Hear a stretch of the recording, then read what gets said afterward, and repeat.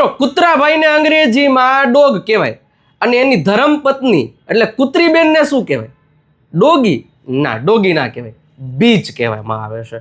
અરે આવું હોય છે? હા, 100%. જેવી રીતે મનુષ્ય જાતિમાં મેલ અને ફિમેલ આવે છે, એટલે પુરુષ એટલે મેલ ને સ્ત્રી એટલે ફિમેલ, એ તમે જાણો છો.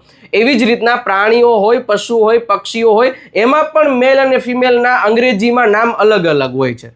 જેમ કે કૂતરો એટલે ડોગ, તો કૂતરી એટલે બીચ. એવી જ રીતના લાયન એટલે સિંહ અને લાયનેસ એટલે સિંહણ. ટાઈગર એટલે વાઘ અને ટાઈગ્રેસ એટલે વાઘણ. બળદ એટલે બુલ અને ગાય એટલે કાવ.